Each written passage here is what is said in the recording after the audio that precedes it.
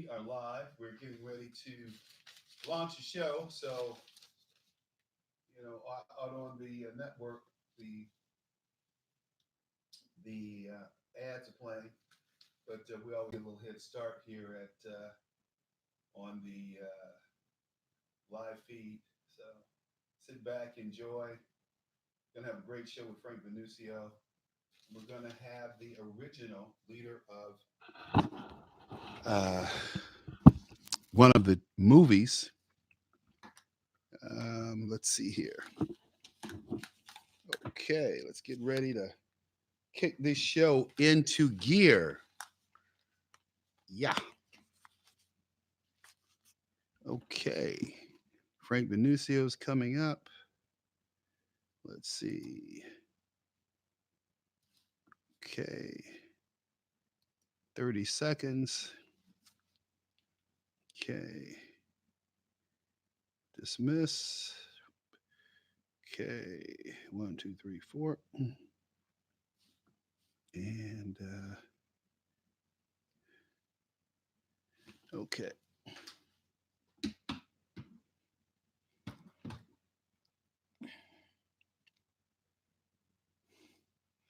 La da, la da da da.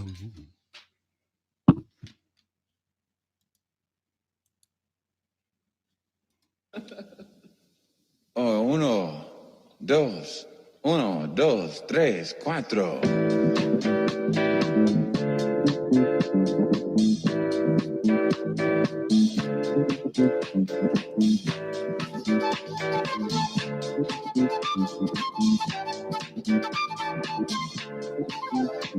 You see that black boy over there running scared?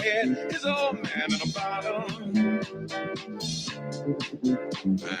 He done quit his 9 to 5. He drink full time, and now he's living in a bottle. See that black boy over there running scared? His old man got a problem, and it's a bad one. He ain't done pawned off damn near everything. His old woman waiting for bottom. Yes. Welcome to The Reality Check with Charles Butler here on Red State Talk Radio. Thank you for sticking around to listen to the show. We got Frank Venucio with us today. Frank is the executive director of New York Analysis for Policy and Government. He's has a talk show and a radio show. I'm sorry, a radio talk show and a television show that you guys can pick up, and we'll get that information for you. But today, I think we're going to talk a little bit about what's going on in Washington in the swamp. And Hunter Biden said, well, I may have used bad judgment, but I really didn't intend to. I was in the swamp. Hunter Biden's words, not Charles Butler. And I'm not doing a parody like Adam Schiff. Welcome to the show, Frank. How are you? Charles, it's great to be with you again. Yeah, and not to have those technical issues, man. I tell you, you don't know how big a relief that is to get on and not have these real technical issues. But look, Hunter Biden, man, he was just too funny in that interview. I thought the guy must be on drugs or something because, he said, well, and he was very careful. Well, no, I didn't talk to my dad. No, there's no but. I didn't talk to my dad. Charles, do you have any doubt that if Hunter Biden was a Republican, that he would be probably in jail at this point? Well, I don't know if he'd be in jail, but I think that he'd be indicted for sure. And I think that if they had, so let's put this in a real life scenario. Let's just say it's the Trump kids. Let's say if the Trump kids had a similar situation, they were flying around on Air Force One with their dad, or the Pence kids. I look at Hunter Biden and I don't see a real business guy. I look at the Trump kids, I see business people. I think that's the big difference. Hunter Biden, coke addict. Hunter Biden, if he were in the U.S., he could not get a license probably to manage money because he's a druggie. He's in and out of rehab all the time. supposedly. And So of course, he was dishonorably dismissed from the United States Navy as well for his cocaine abuse. Look, the fact is, Hunter Biden is almost the poster child for the swamp. He's an individual who has no particular expertise in business. He is an attorney. He has no expertise in business. And yet he comes back from China with $1 billion deal in his pocket. Now, let's look at how he got that deal. He actually flew to China on Air Force Two along with his father, who was then vice president of the United States, mhm, on a way to negotiate with the Chinese government. mhm. He comes back with a $1 billion deal. Hunter Biden then, of course, his father then is appointed as the point man for the Obama administration to the Ukraine. And lo and behold, Hunter Biden then comes back with, I think it's $500,000 a month deal from the Ukraine. So talk about the swamp in action. You can't get a more obvious picture of someone influence peddling than what Hunter Biden did. And by the way, there's no discernment about this. There's no confusion. It's the United States Code of Federal Regulations clearly says that you cannot use your position to enrich yourself, your friends, or your family. So what Joe Biden did and what Hunter Biden did is a clear, open, and obvious violation of federal law. And yet, what we see going on in Washington is an impeachment against President Trump for exposing this obvious violation of federal law by the Biden family. But what they had hoped to do was to rope in Trump and get Trump allegedly involved in a pay to play scheme. It was interesting that Donald Trump, when he was at Minneapolis last week, he said, I give away my salary is $450,000 for being president. I give away all of this money. He said, I have to give it to agencies. I just can't donate it to whom I want to donate to. It has to go to an agency. So you look at this money that the president was getting. Now, Hunter Biden, with his deal with Braxa, he was making about $600,000 a year. Trump's making $450 as president. This is the point I'm getting at, though. Before Donald Trump became president, he flew around the country for years. He didn't just start. He flew around the country, around the world, I should say, around the world conducting business from a 757. Before that, he had a 7, what was it? A 737, I think, or so no, he had a 727. Then he got picked up this 757. Frank, just the fuel alone to fill up that baby is almost 60 grand just to fill it up one time. Okay. So here's a guy who's traveling all week, flying all over the world in a 757. And people are saying that he's enriching himself because somebody comes and spends $300 or $400 a night in a hotel room for, say, 5 nights. So it's a couple of grand, maybe 3 or 4 grand, but that's no money compared to what this guy gives away every month and what he's losing in terms of, we're just talking about maybe gas money. So he fills that baby up, say, 4 or 5 times a month. I mean, you're talking, $300,000 right there. We're talking about 1 month, let alone times 12. Do you understand the math, how this math starts to add up? Absolutely. Charles, if you and I had a candy store where a Russian delegate to the United Nations or a Russian ambassador to Washington, D.C., stopped in and bought a pack of gum, you would have folks, part of the swamp, looking at us for Russian collusion. On the other hand, you have the vice president of the United States getting his kid a $1 billion deal from China, and the bureaucrats in Washington don't seem to see anything wrong with that at all. In fact, when you expose what he did, well, you're doing something wrong. You're being partisan. No, not only are you being partisan, you're picking on Joe Biden. Joe Biden is above the law. But Frank, let's listen. Let's listen to Joe Biden and his own words. That's what I like to do. I mean, if this is not classic quid pro quo, I don't know what is. It's just amazing to me. It's just amazing to me that people don't get that, or they don't understand. They don't want to understand it. Let's listen to Biden. It takes about a minute.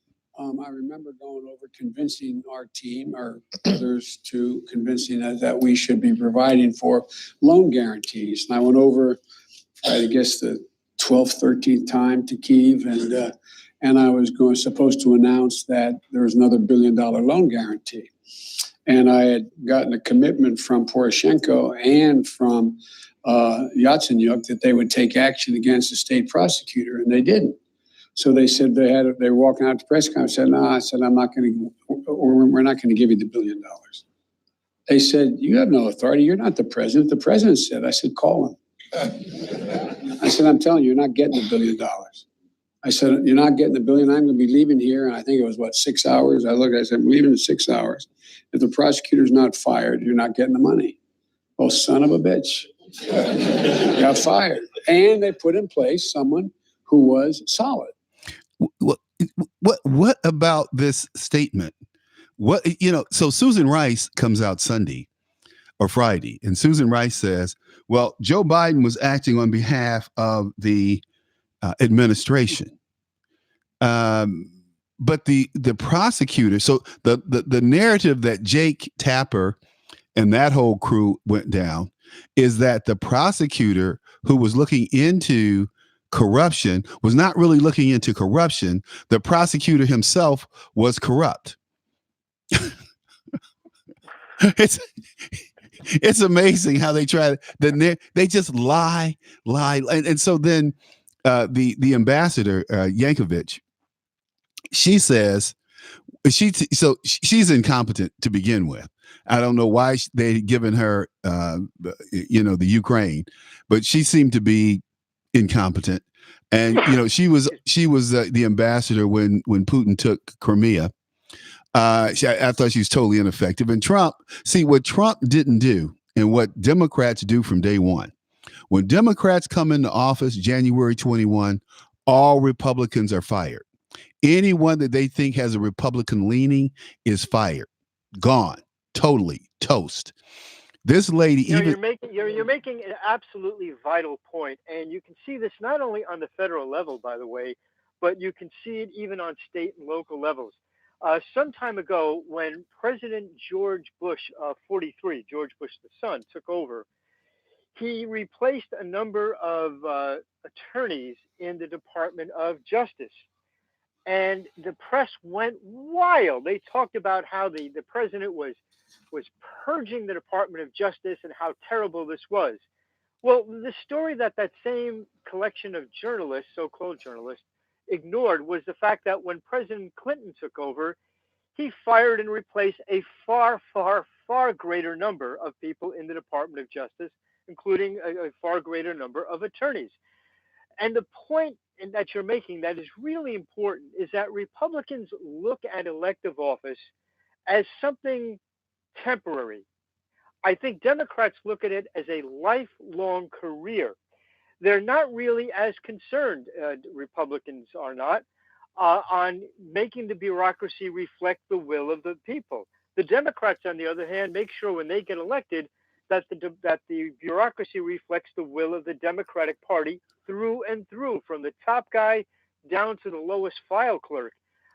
You've seen how they've used the civil service rules as a spear, not a shield. They will make sure that all their top officials, and this applies particularly to agencies like the FBI, who are appointed by the president, who are, in other words, not protected by civil service, when the Democrats leave office because they've lost an election, they change the titles before they go of their appointed officials to civil service titles. So their hacks are always in the inside of every bureaucracy. The Republicans, for some reason, simply have never gotten the technique down of how to do that. Well, they don't want to be in government, first of all. They don't go to Washington. The PAs don't go to Washington. Republican PAs don't go to Washington to stay in government. These Democrats, they just suck off the government tit, and we just allow this, and knowing all the time that these people are corrupt. They have an agenda, just like the ambassador to Ukraine. She has an agenda. She had an agenda. She's a bad person. Trump called her out. He fired her. And what people don't understand is, and don't want to understand, is that she serves at the will of the president. It's just that simple. There's nothing nefarious about this. There's nothing speculative or conspiratorial. You know, she served at the will of the president. So she's a career politician or diplomat. So she'd go back to the State Department. They'd give her a desk job, and she'd ride it out, or she'd resign, and she'd be a former ambassador, retired ambassador, or she had ambassadress. That's exactly right. And again, it's sort of a professional approach or a career approach towards government that the Democrats have that the Republicans have never simply picked up on, which is why they always seem to be behind the eight ball when they get elected. And in the case of the Trump administration, you had a total outsider coming into power, someone who didn't have those intricate ties that a lifelong politician would have. And so basically, he has been weakened because he doesn't have those inside ties, on Mhm. top of the fact that the Republican Party tends to be, well, quite inadequate when it comes to the game of politics. I've often said that watching the Democrats play the Republicans in the game of politics is Say like why. watching a Well, girls' softball team play the 1998 New York Yankees. There's simply no competition there.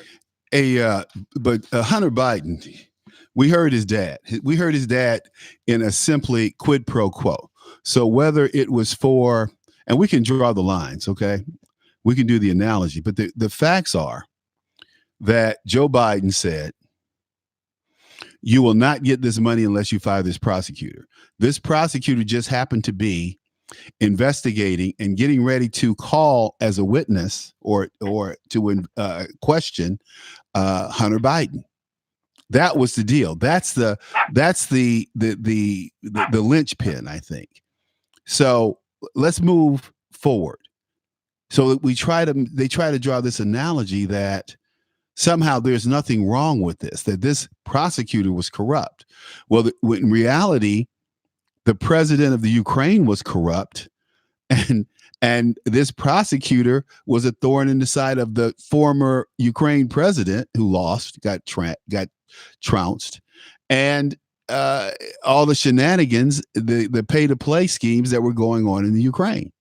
So what did they do when the new president comes in, Zelensky?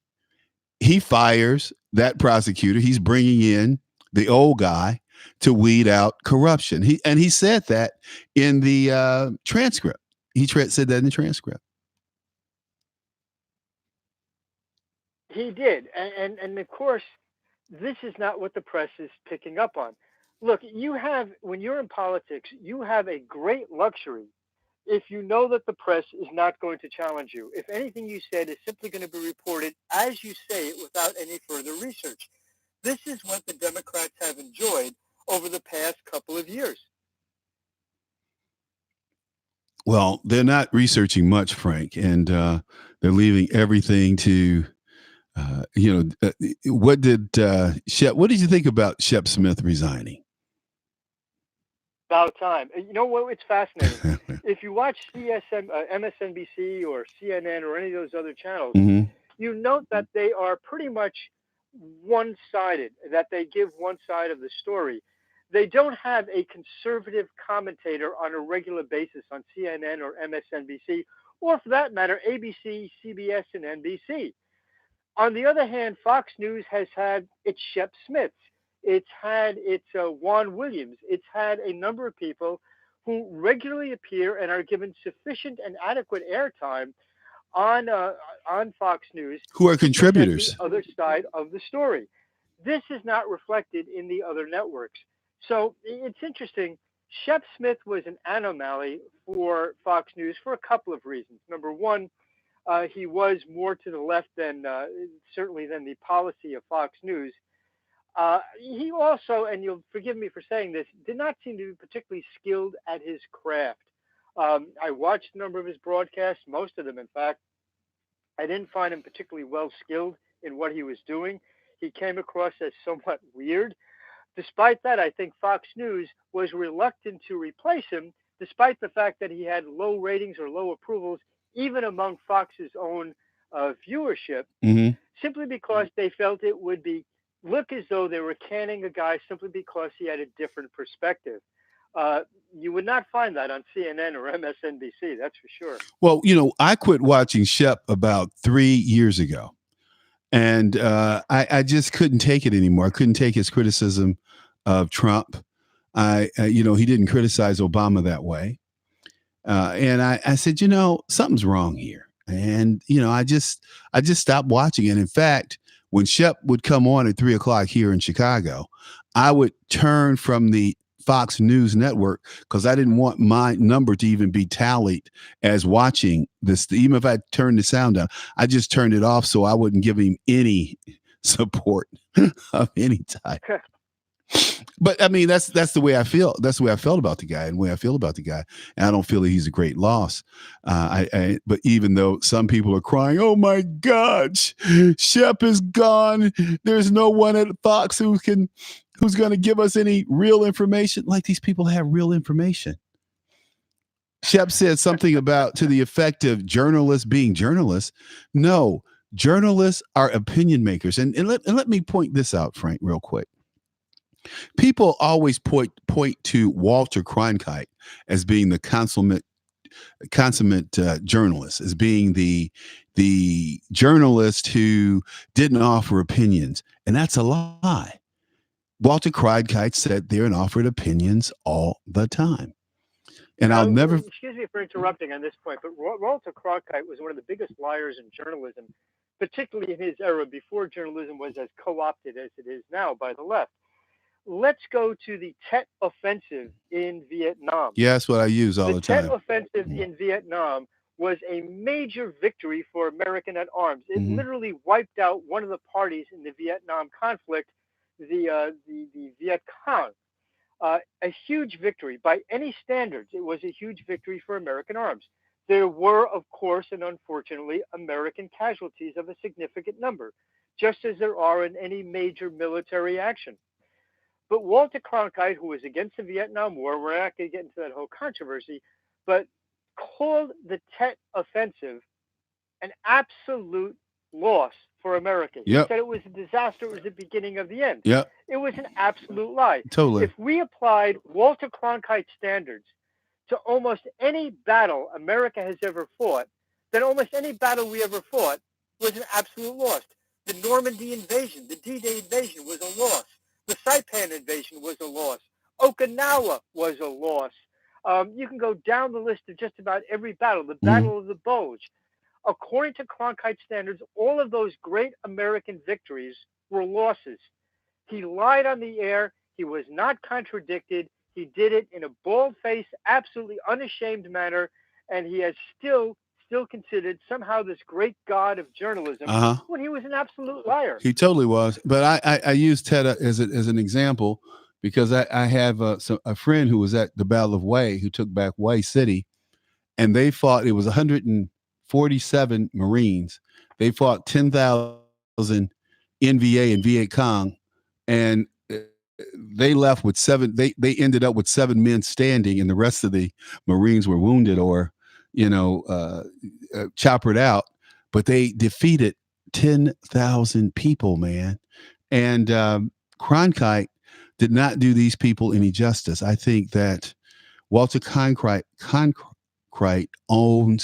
owes the American soldiers and Marines an apology. That's what I've always thought. I never liked Cronkite, man. No, absolutely not. That was one of the. And remember, he also talked about Sadat. He said that when Sadat was assassinated, he said, "Now the people have a leader who looked more like them." Well, that's a lie. Anwar Sadat looked like the Egyptian people too. There are a lot of black people in Egypt. This guy was just, I thought he was a racist. I always thought he was a racist, especially when I was in college and they were talking about the war. And so I used to get into these huge discussions in class at the University of Michigan because people had Walter Cronkite's view, and I had another view of using facts that I would gather in ROTC and other places. But anyway, we got a few. Absolutely right. But unfortunately, it wasn't restricted to Walter Cronkite. Nope. And getting us back to Fox News. Yeah. Again, Fox News has gone out of its way to try to bring in different points of view. None of the other networks has. And I think when you look at the coverage, particularly going back to the start of our discussion of of the Hunter Biden situation, here is a guy who, by any standards, frankly, is a crook against the American people, who's openly violated American law, the Code of Federal Regulations. It's very clear. And yet you've seen almost no coverage of that. And yet you see major coverage of the phony attempt to impeach the president for simply enforcing American law. What a travesty. Well, and it will be, but until we have people who stand up and say, enough is enough. Unfortunately, you're not going to see that in the wider world of journalism at this point, considering how significantly it's in the throes or in the control of the Democrat Party. But the American people will, and the American people are not, in my opinion, Frank, the American people are demanding. That's why you have people today. I was in a lobby in a hotel before I came on the air, and I was having a discussion with the lady. She was talking about McCabe came on the television, and we were, for some reason, she said, I'd rather look at him than the guy with the blonde hair. She said, well, what do you think about him? I said, I love the guy with the blonde hair. He's great. So, I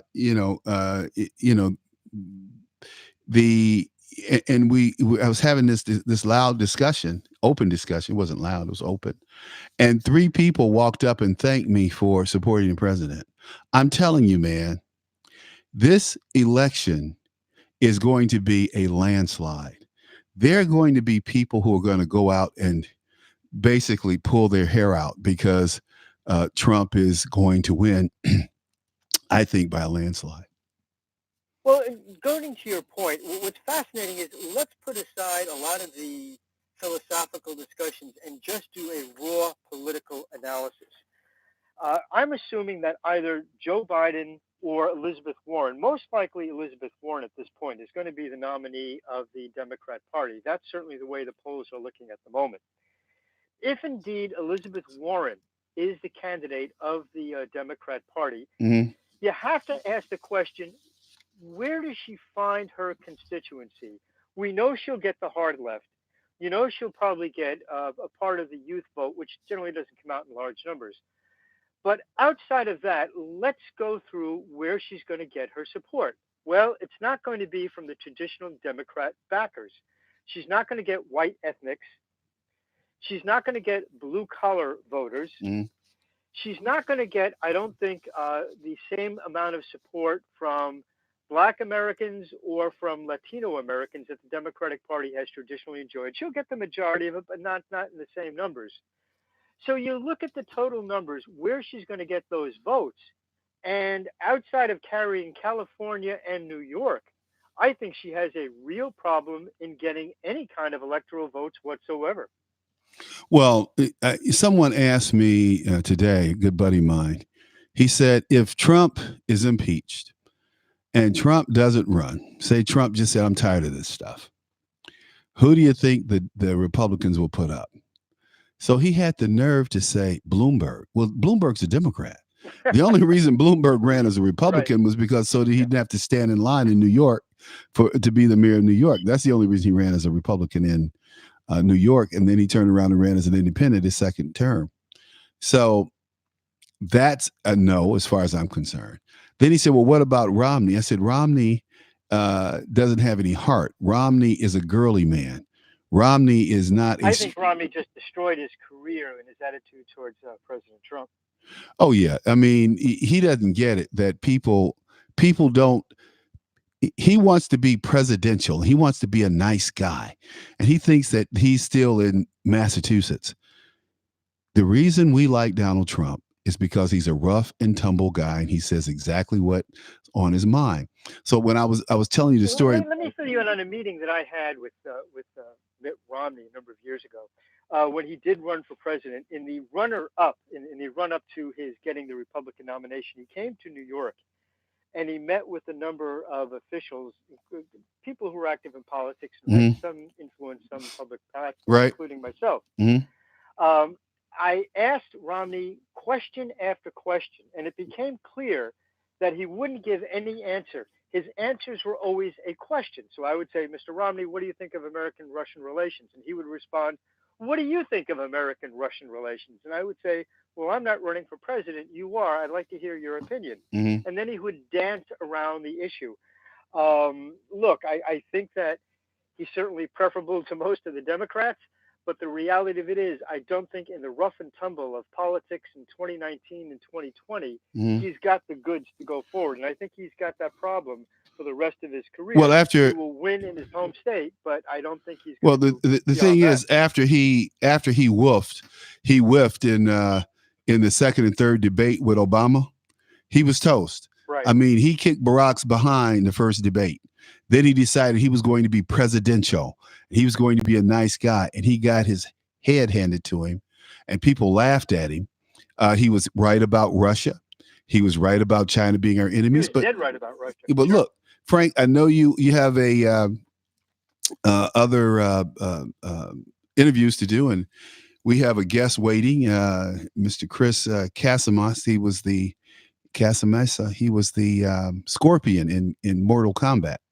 So we're gonna bring him on and talk about bullying. So it's always great, man, to have you aboard. It's always great to have your input and to get your feedback from the week. It's going to be a rough and tumble week, Frank. It's only Tuesday. It is indeed. I look forward to our next conversation. Okay, thank you, Frank. Take care now. Take care. All right. This is Mr. Frank Venucio. We have Mr. Chris Casamesa. He was the Scorpion in Mortal Kombat, and he's here with us today. We're going to talk about bullying and bully-proof training. I could have used a little of that when I was a kid coming up, but my dad was a boxer in the Navy, so in those days we boxed. We didn't go out and cut people or shoot at people. You stood it toe to toe and you fought a little bit. Then I got into Taekwondo. That was a lifesaver. Anyway, and then Bruce Lee came on the scene. So anyway, people thought it was much more than what it was. But Chris, welcome to the show. Glad to have you. Hey, Charles, thanks for having me on. Man, how did you get into the movies? How did you get into Mortal Kombat and being Scorpion? And, I mean, I love it.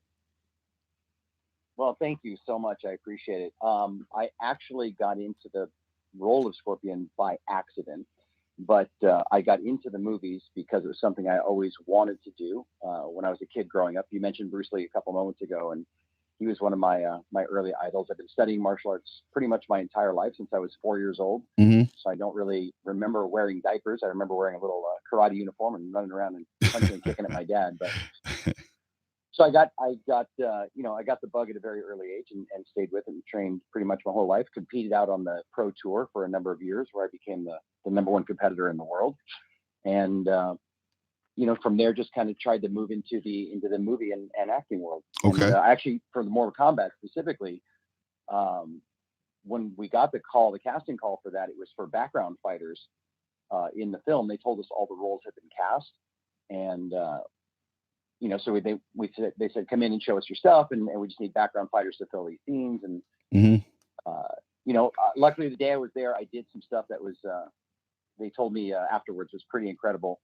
But they kept calling me back time after time, and I thought, wow, this is really, really difficult to get into the movies as a background person. Like I went through 3 different auditions until the very, very end, where there was just 3 of us left. It started with like 100 guys, and wow. then it was just 3 of us left, and we came in for one final audition, and they kind of filmed us with the camera and went into like a little football huddle. The director walked over, shook my hand, and said, "Hey, welcome to Mortal Kombat. You're going to be Scorpion." Scorpion. Yeah, so it was a happy accident. It's just right place, right time in the town, opened some doors for me. Yeah, Scorpion is a deadly name for a deadly guy. Hey, look, bulletproof training clinics. You got one coming up Saturday, October 19th. It's in Maryland, in Yes, Abington, Maryland. hmm And it's free for families in our community. RSVP required. Mm-hmm. Oh, Ninja Abingdon. Abingdon. That's great. So look, Yeah. so do the kids really take to this? I have a friend who has a son who's small in nature, right? He's small in stature. He's smaller than the other kids in his class, but he's taking taekwondo, right? So these kids pick on him, right? And they pick on him and hit him and stuff like that. And he protects himself. But who gets in trouble? He does, for protecting himself. The teachers go, well, you should talk it out. You should have conflict resolution. Well, there's no conflict resolution when they're hitting him and he hits back. We, as I often say, we have too many women and we have too many girly men in positions of authority today. Guys don't sit and talk and say, why did you hit me? That is not a very manly thing to do. That's one reason why I've always resented the nonviolent side of Dr. King. Nobody has respect for someone who doesn't fight back. That's just a fact. And so when I make an example of, if somebody punched you in the face or hit you over the head with a bat and you didn't respond and said, well, Jesus, let's just forgive you, Jesus. I want Jesus to forgive you because you don't know what you're doing. And they hit you again. He said, just forgive him. I said, what would you say to that? To that person? What would you think of that person? And everybody to a point says, well, the person's a coward. I go, what? The person's a coward. And I go, well, that was Martin Luther King. Why did he always say he was so brave? And like I know, the real courage is when you're in a fight or when you engage someone, is to engage and fight back. It takes more courage, in my opinion, to engage in that fight than it does to walk away. I've never understood people who go, well, it takes more courage to walk away. No, it doesn't. It takes more courage to get your butt in a fight.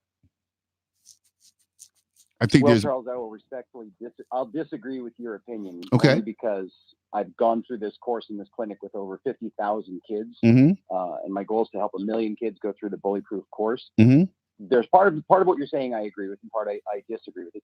When you have a skill and a talent and ability where you could potentially end someone's life with a strike or a hit, mm-hmm. whether you're a kid or an adult, mm-hmm. it does take a lot of courage and restraint and discipline to not strike unless your life is in danger. Now, the problem with that is kids don't tend to understand that. That's Chris.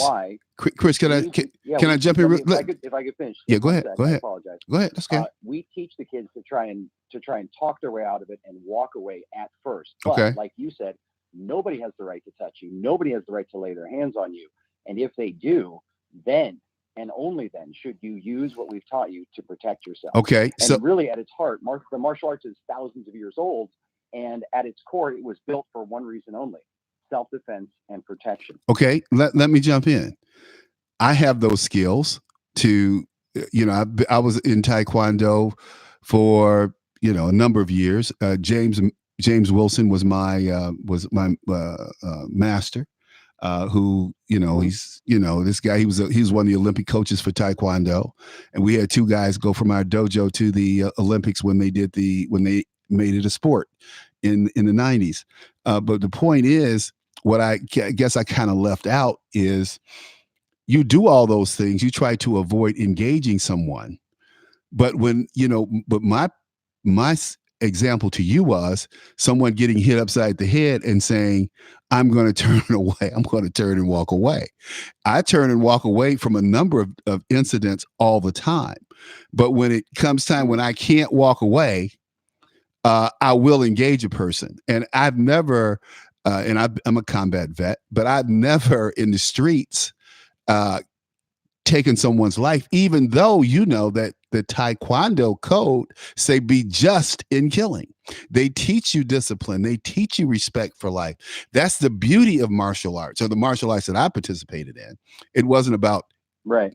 killing someone. I mean, the whole creed, and Master Wilson had young people from like 3 or 4 years old all the way up to, people that were 60, 65 years old in these classes.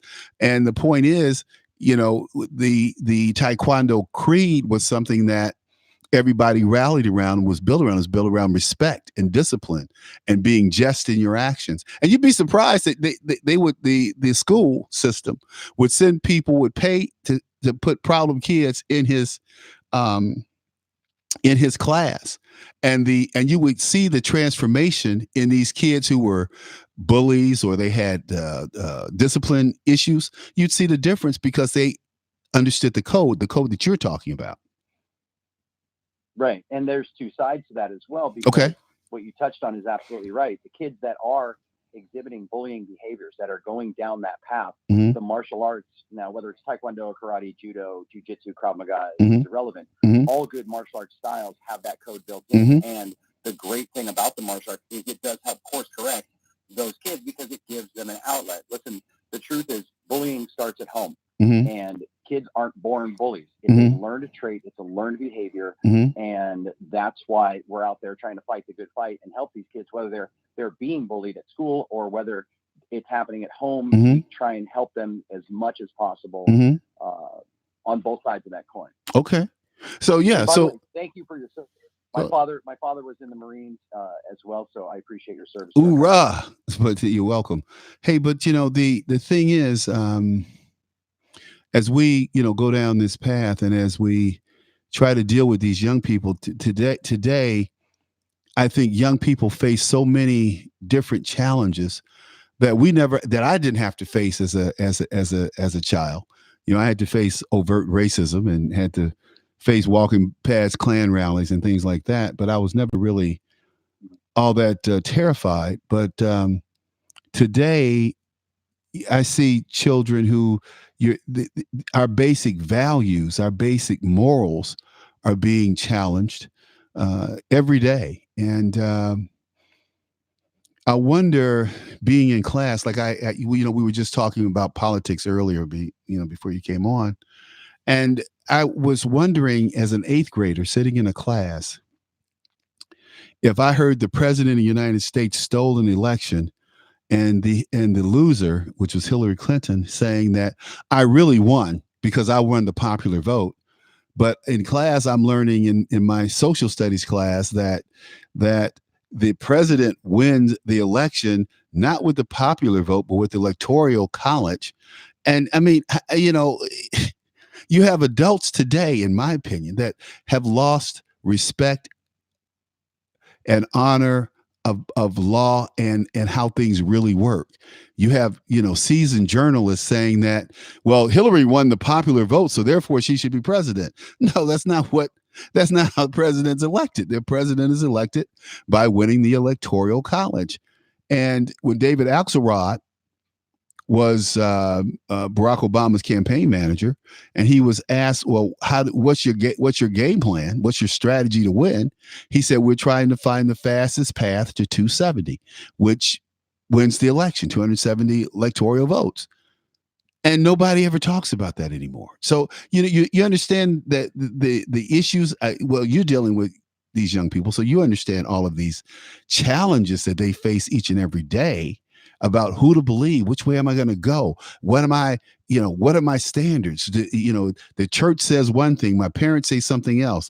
Pop culture is saying this. What do I believe? What do I hang on to? When I was coming along, it just wasn't that complicated. There was right and wrong.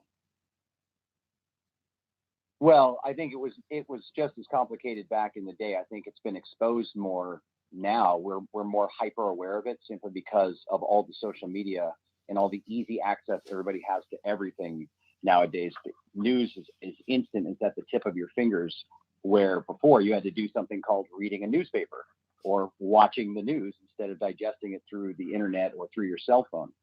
So the problems that we have are more amplified today because of the exposure that we have in almost every aspect of our life. It's almost unavoidable.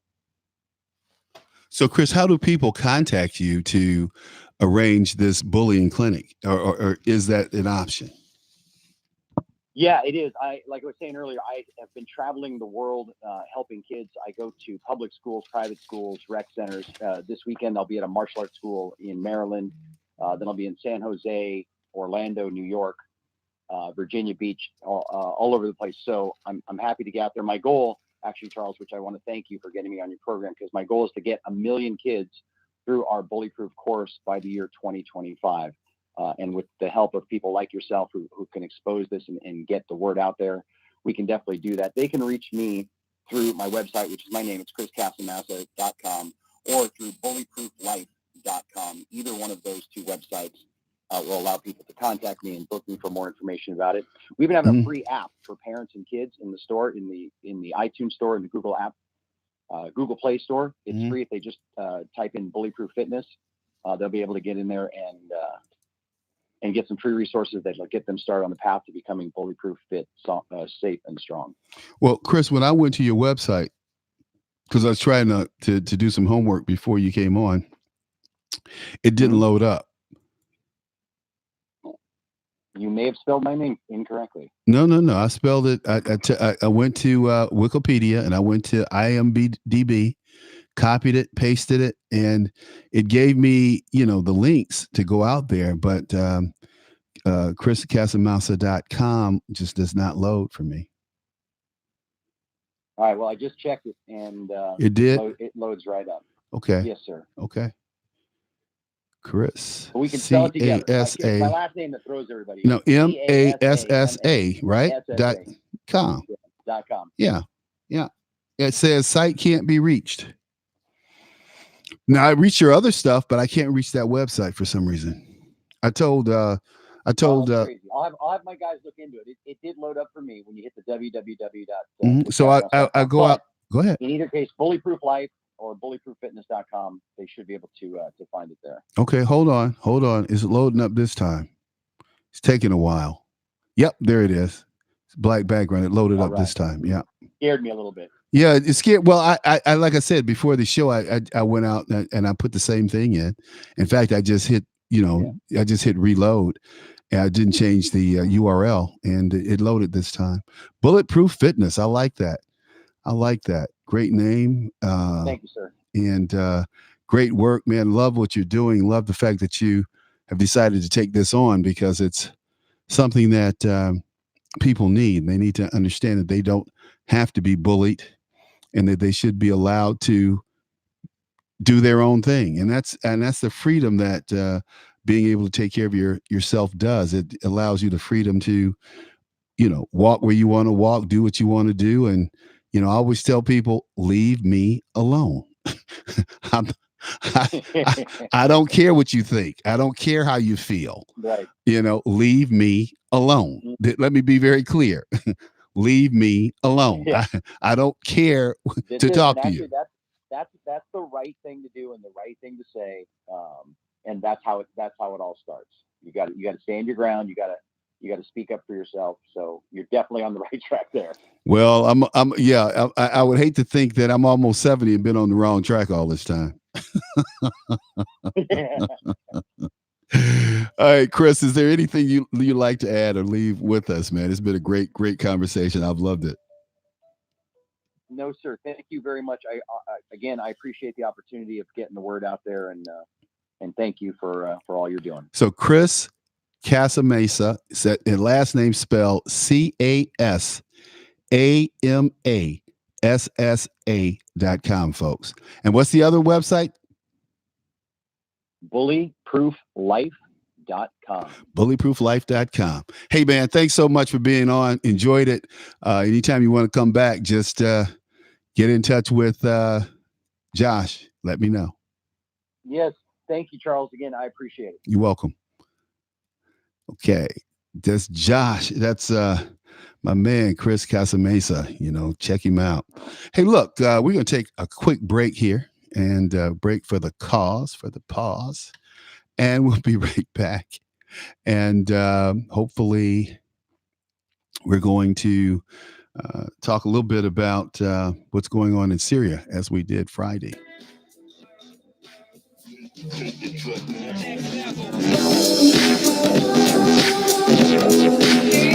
Hey, this is Leonora Cravota from Red State Talk Radio for My Pillow. I used to have trouble sleeping. My Pillow changed all that. I now fall asleep within moments of my head touching my pillow. That's how comfortable My Pillow is with its patented interlocking fill. My Pillow stays cool and does not go flat. Plus, it's machine washable and dryable. My Pillow has a 10-year warranty and a 60-day comfort guarantee. My Pillow is also the official pillow of the National Sleep Foundation, and it's made right here in the USA. My Pillow is now offering Red State Talk Radio listeners a 4-pack special with 2 premium standard or queen pillows and 2 go anywhere pillows. That's 4 pillows for the price of 1. To take advantage of this special offer, call 1-800-961-9194 and ask for promo code Red State. That's 1-800-961-9194, promo code Red State. Put sleepless nights behind you with My Pillow, the most comfortable pillow you will ever own. For the best night's sleep in the whole wide world, visit mypillow.com.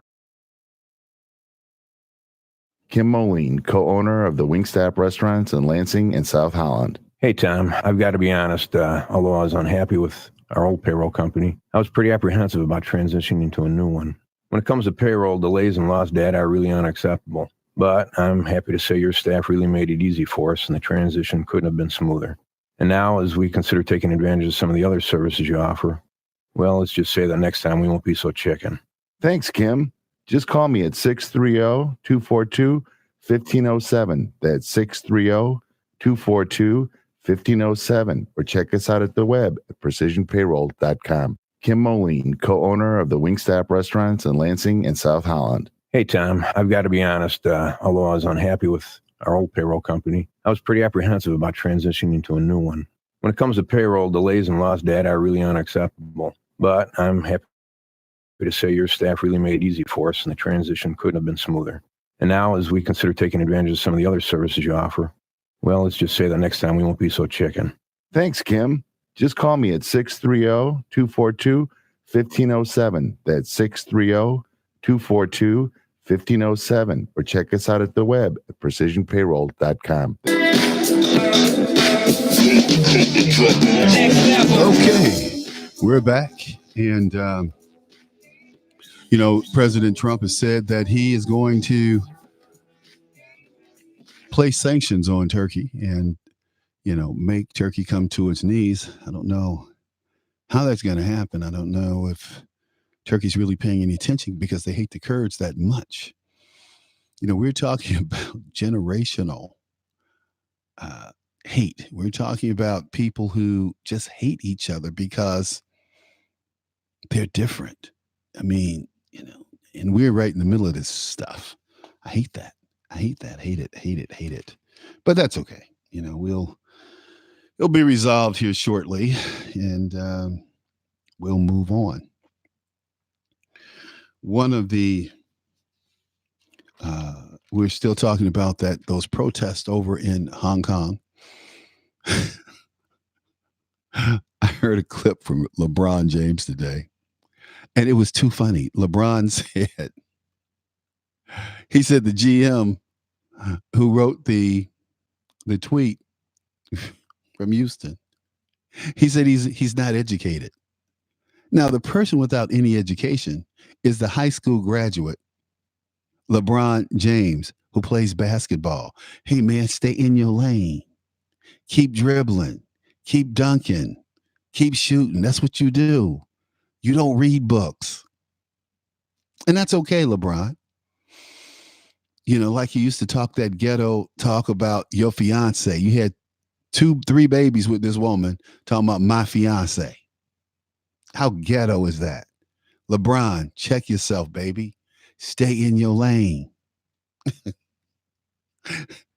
But what the GM wrote, free Hong Kong, freedom for Hong Kong is exactly right. And Taiwan, by the way.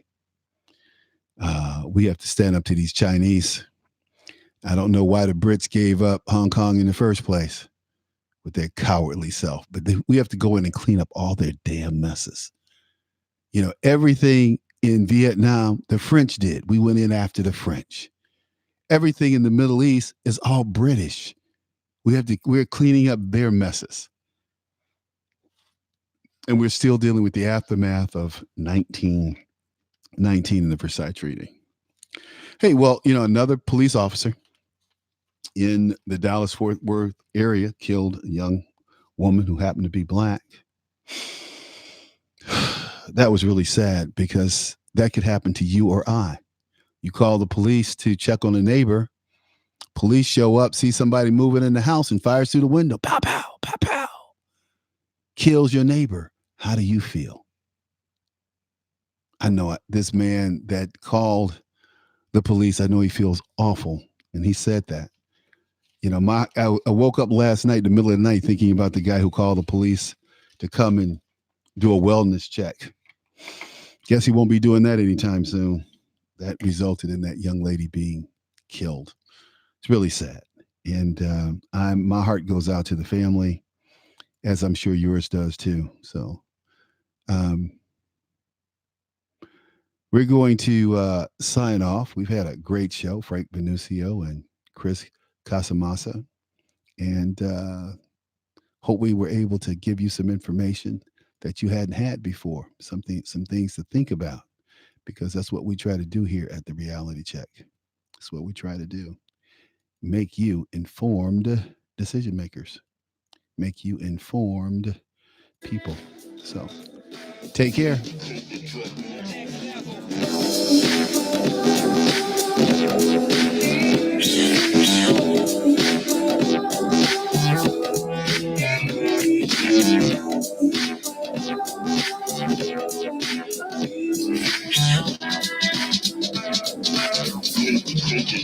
Next level.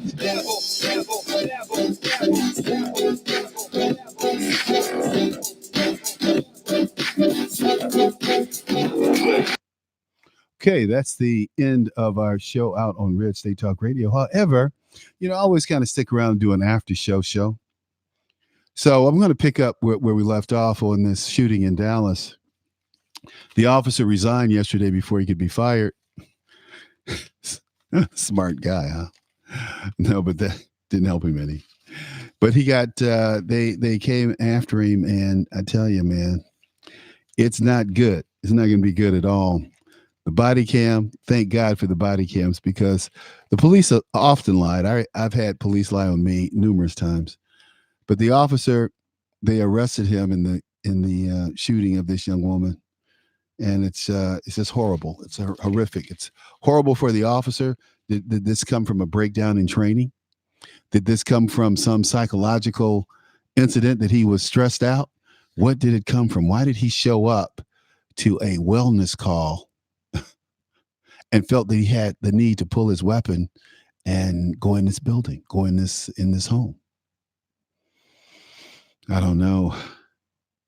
But I tell you one thing, it hurts. It hurts. It hurts. It hurts. Let's see. Cynthia Latson says he married her, by the way. Oh, he's talking about LeBron. Yeah, eventually he married her with his ghetto self. But I had to send him sent him a note.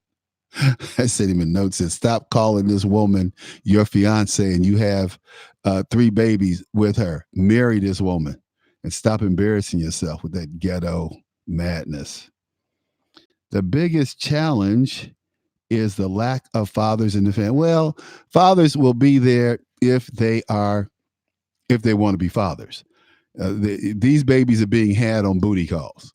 Women are having these babies and they're having them making their own decision and of their own volition.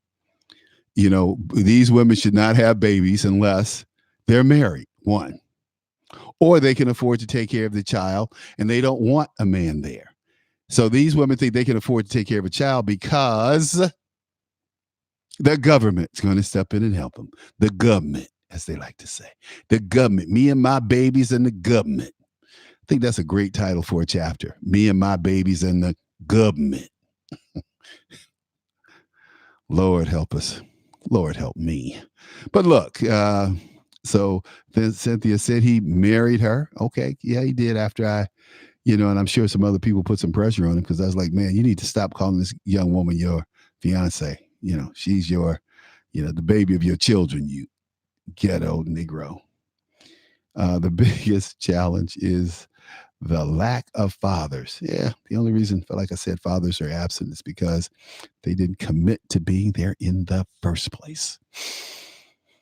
It takes a lot to be a father. It takes commitment, it takes money, and it takes love. So where's the love? See, when I see these people talking about, when I hear these people talking about babies, and I hear them talking about fatherhood, where's the love? Who said anything about love? I want to have a baby with you. I want to start a family. Nobody said this stuff. These women get pregnant, they go, well, I'm pregnant. Well, hold on, wait a minute. I thought you were on a pill. I thought you were taking care of that. Well, no, ain't no. You just, that's not love. We screwing. See, it's all messed up. But I tell you, there are real consequences to pay. And society has made those consequences less consequential because they've said there is no stigma for being a single parent mother or being born out of wedlock. Amazing.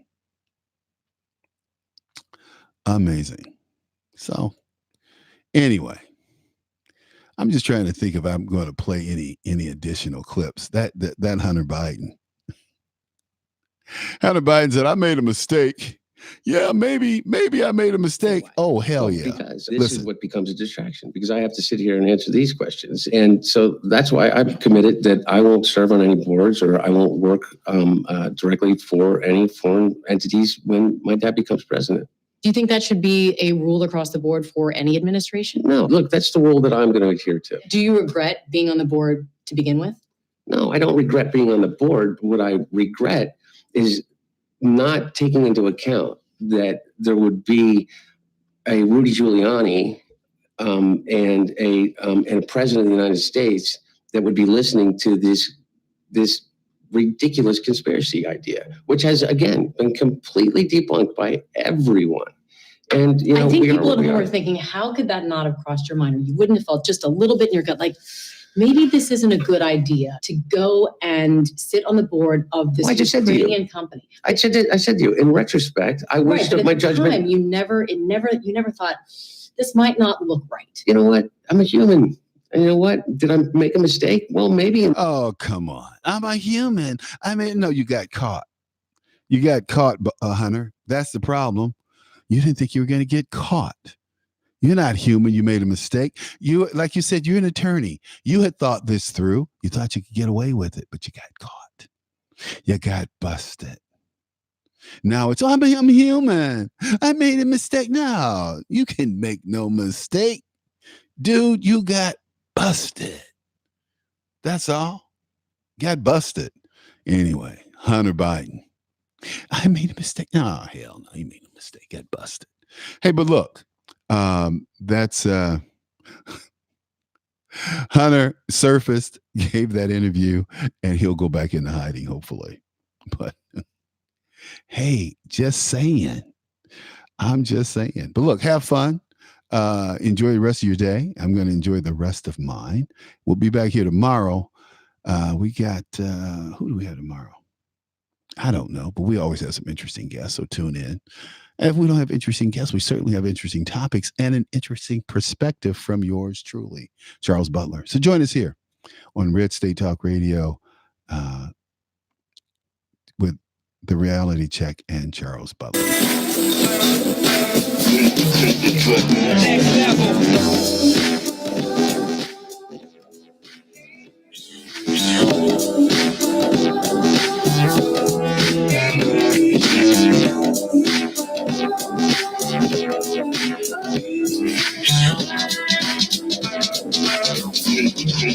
Next level. Next level,